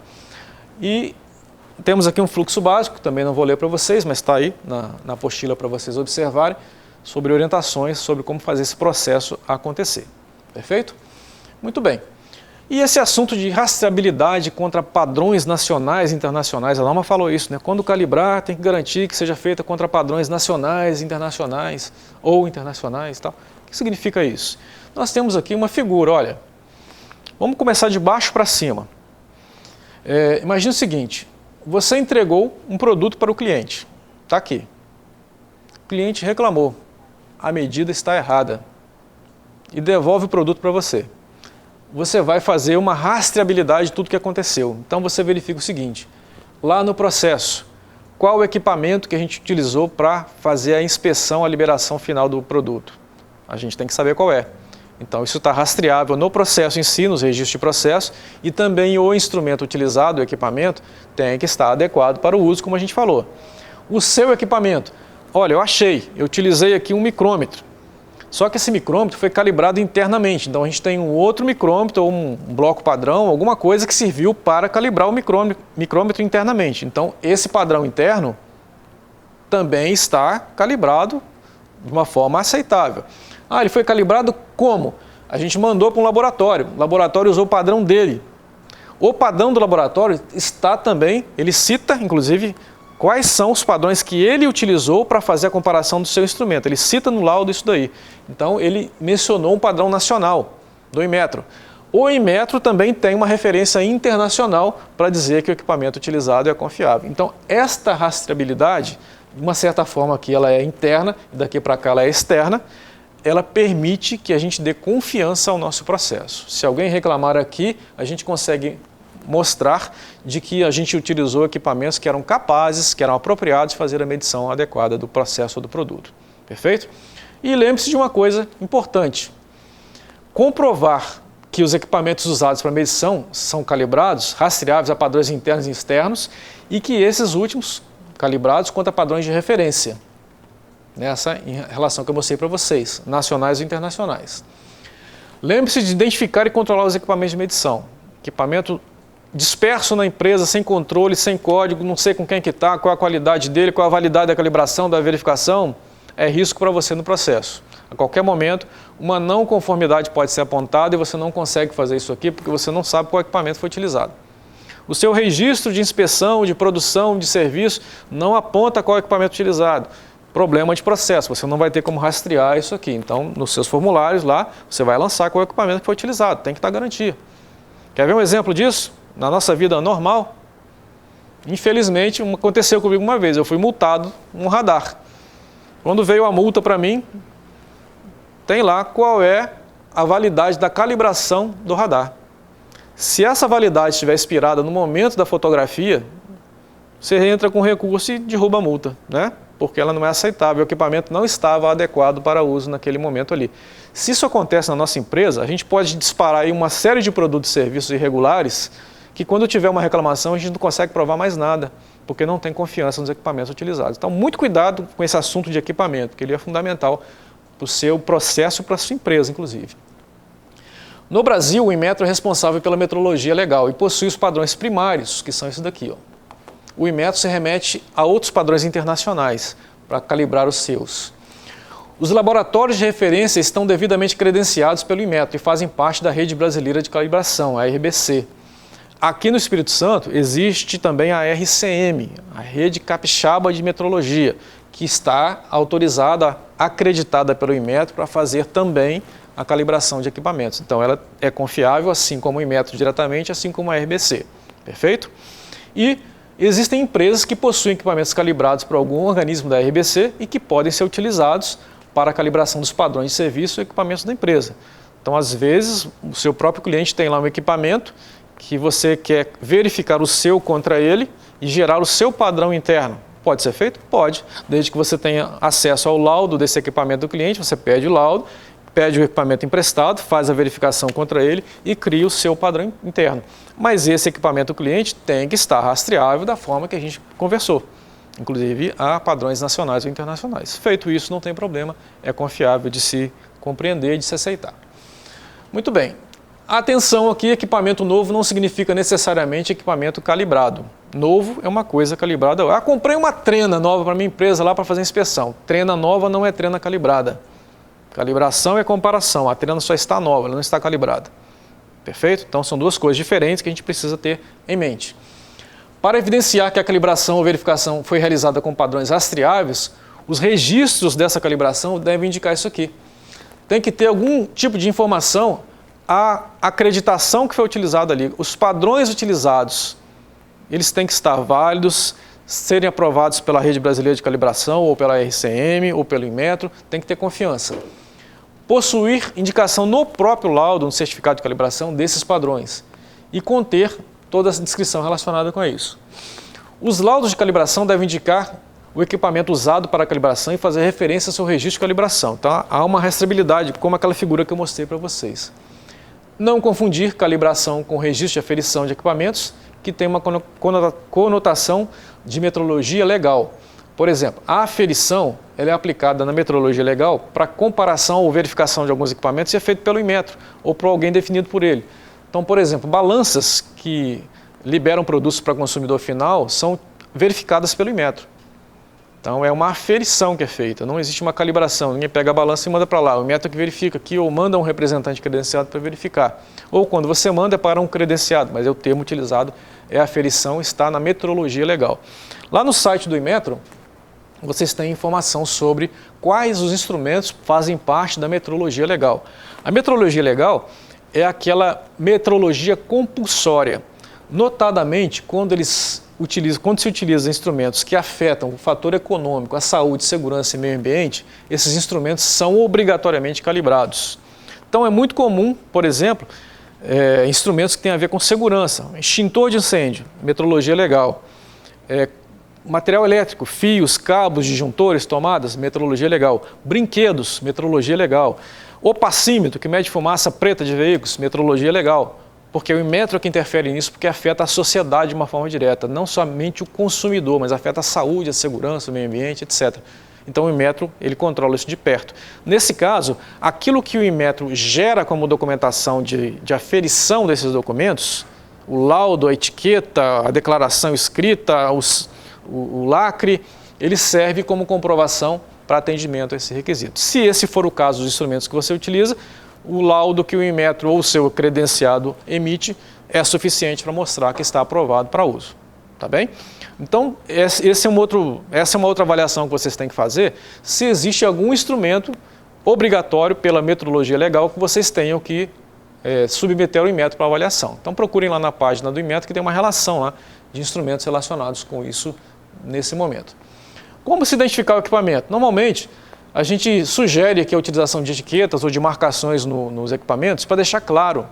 Porque o operador, quando pega o equipamento, ele precisa ser capaz de olhar para ele e falar, olha, posso ou não posso utilizar? Está aprovado ou não está aprovado? Está liberado ou não está liberado? Né? Não pode ter dúvida com relação a isso. Então, a etiqueta, a marcação, o controle, a cor, né, ela pode indicar para o operador, quem vai utilizar, o usuário, se está aprovado ou não. Então, a identificação ela é fundamental e exigida pela norma. Como que você vai fazer? Se etiqueta, se é marcação com tinta permanente, baixo relevo, alto relevo, você está livre, mas tem que ter uma marcação de identificação do equipamento. Fique à vontade para isso, desde que seja feito. Como proteger? Então, ajustes. A capacidade do instrumento de medir não pode ser alterada. Então, se alguma coisa pode ser alterada manualmente, ou por uma força de circunstância, uma carga elétrica, atmosférica, poeira, calor, e o instrumento vai se danificar, a gente tem que proteger contra esse tipo de ajuste, porque senão ele perde a capacidade dele de fazer a medição que você precisa para o processo. Tá?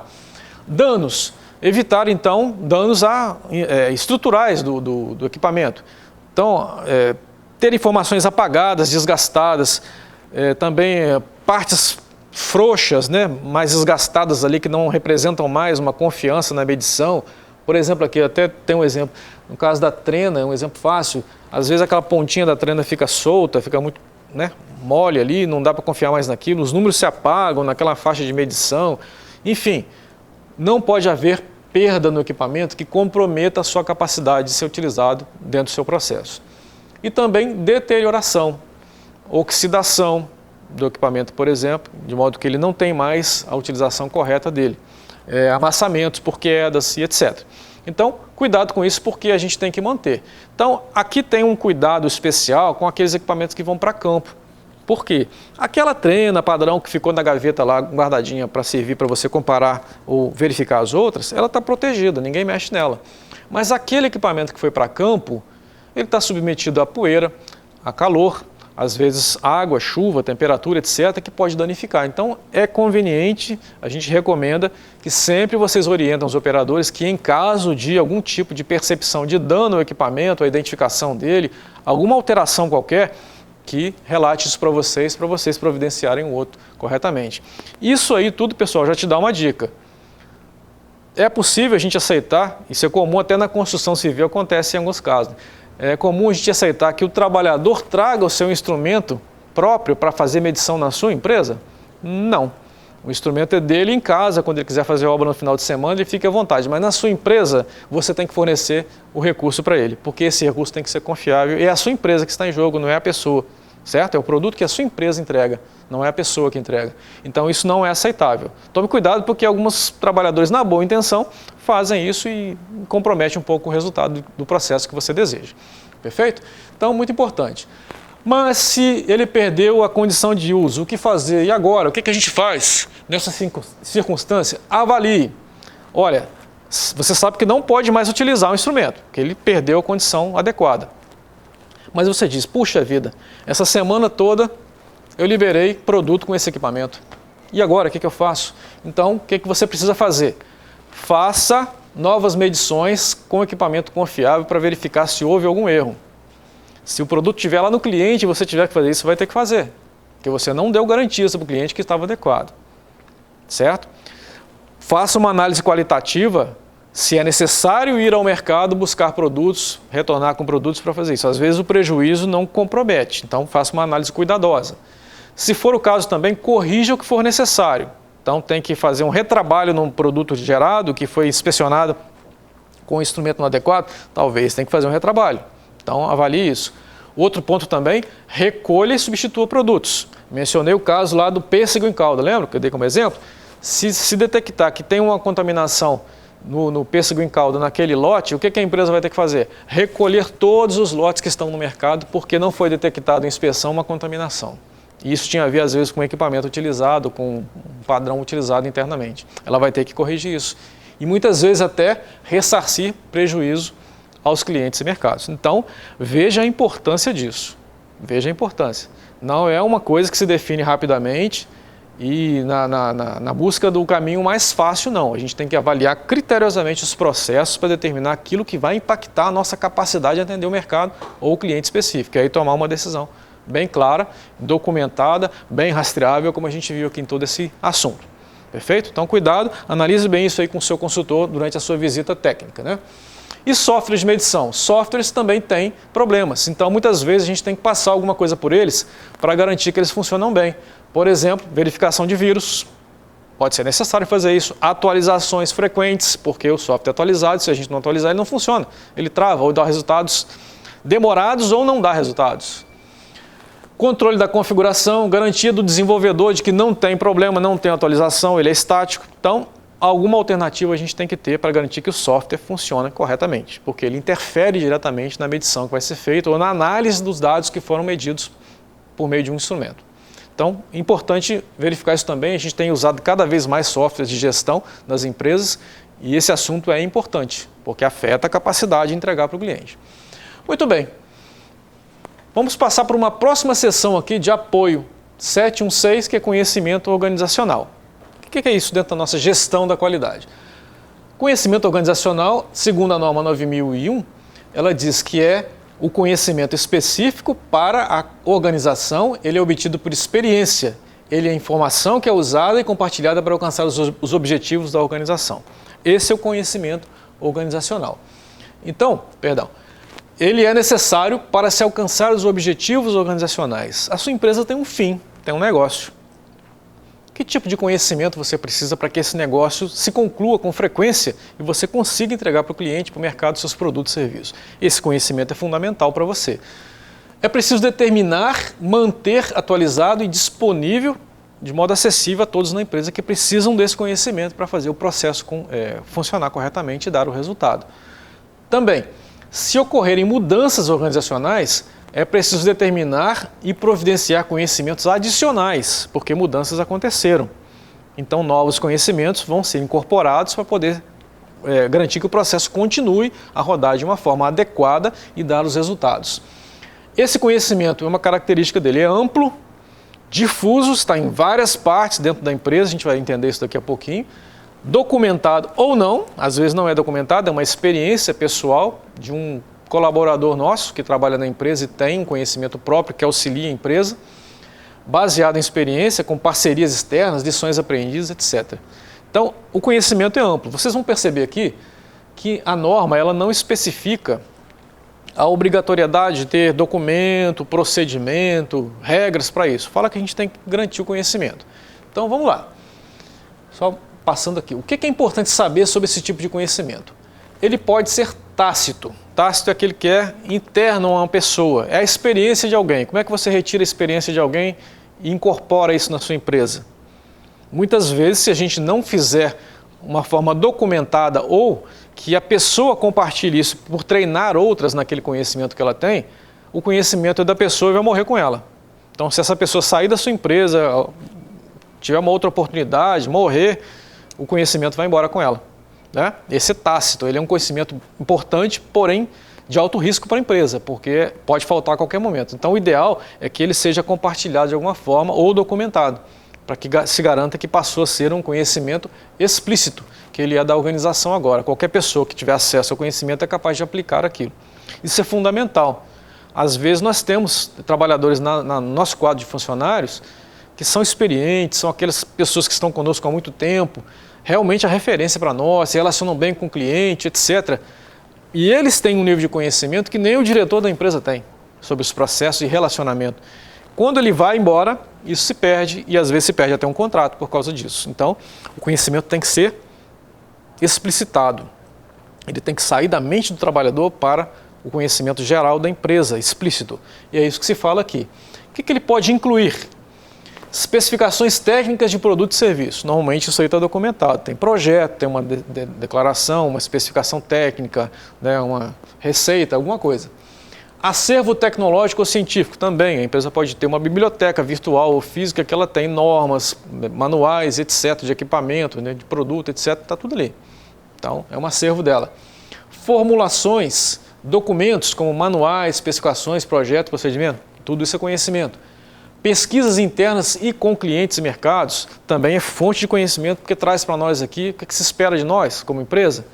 Especificações operacionais para produção ou fornecimento de serviço. Por exemplo, vocês que estão no sistema de gestão da qualidade já fizeram alguns procedimentos aí, vão fazer outros depois na parte de operação, em que orienta o trabalhador a fazer a atividade dele, ele é treinado nele, tem uma questão de inspeção lá, qual é a frequência, quantas vezes, não sei o quê. A instrução de trabalho, o procedimento operacional se encaixa aqui, em especificações operacionais. Temos experiência de pessoas, né, que a gente contratou, buscamos um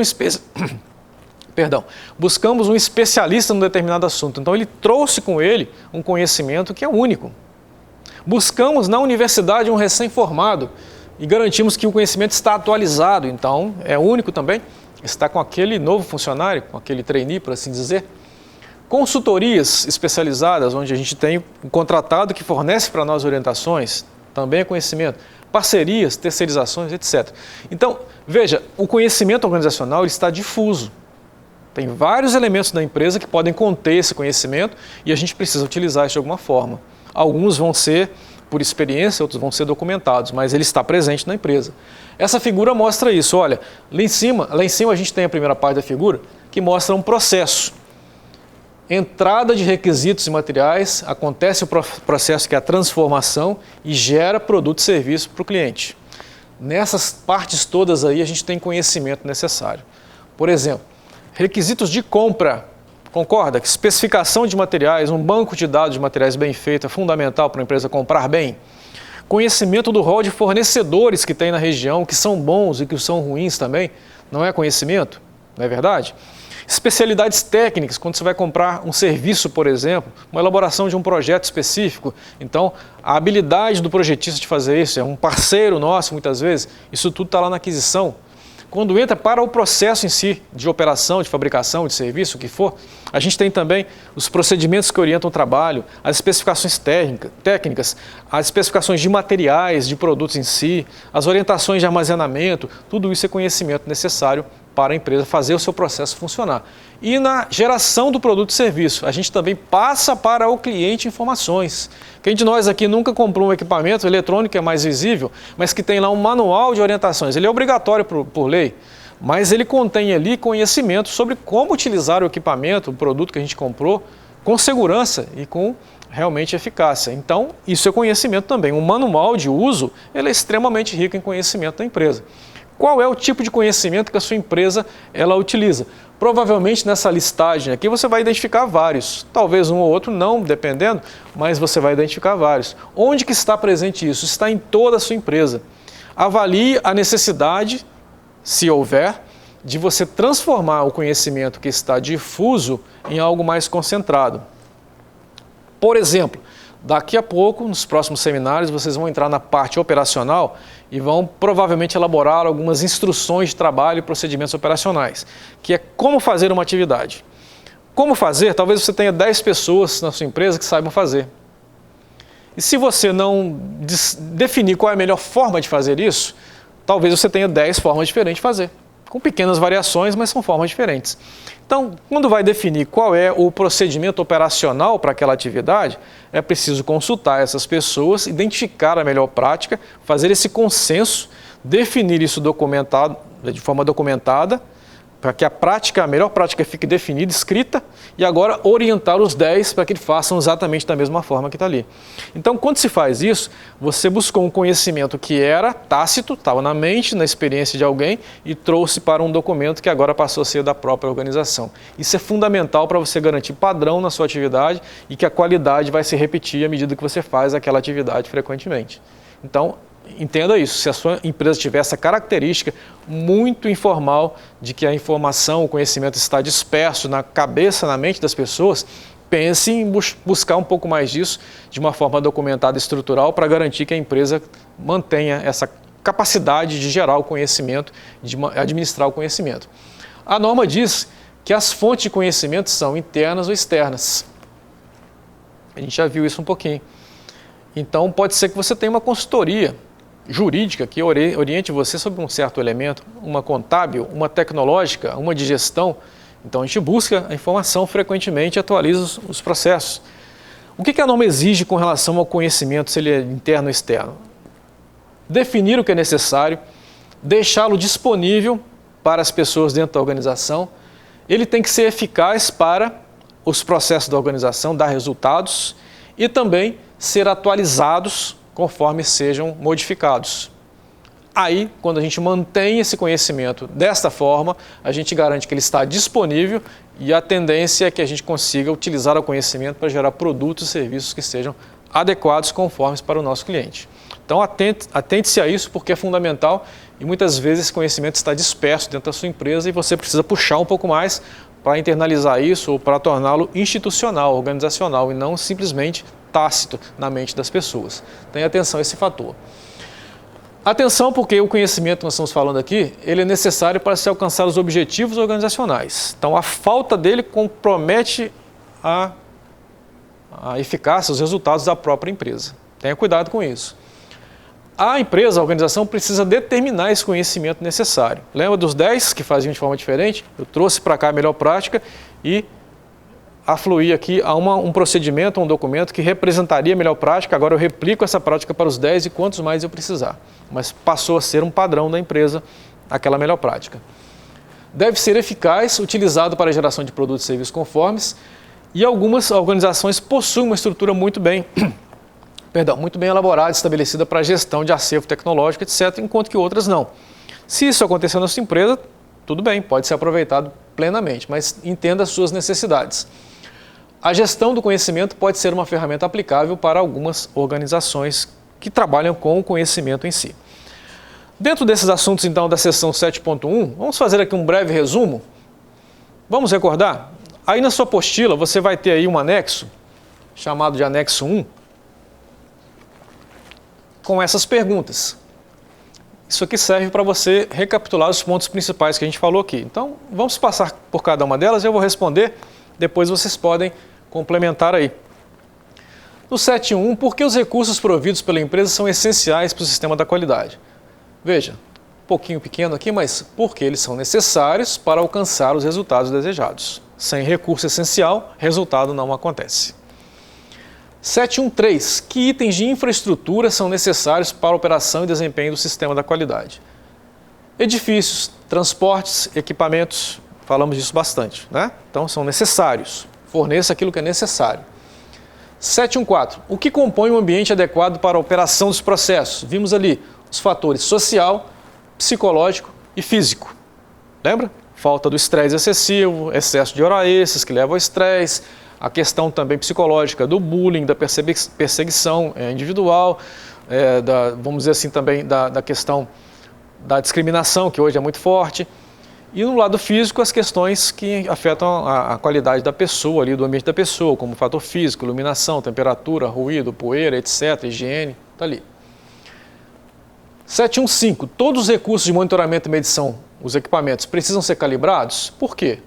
Não, apenas quando a rastreabilidade for um requisito de alguém, legislação, cliente, etc., ou for um requisito que a empresa considerou como importante. Então aí você vai calibrar ou verificar os seus instrumentos, ou ambos.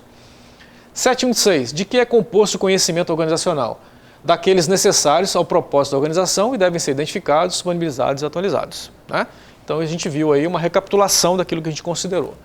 E para você praticar na sua empresa aí, olha, na apostila, você tem lá nas páginas 47 e 48, dois formulários, análise de recursos ou análise de processo.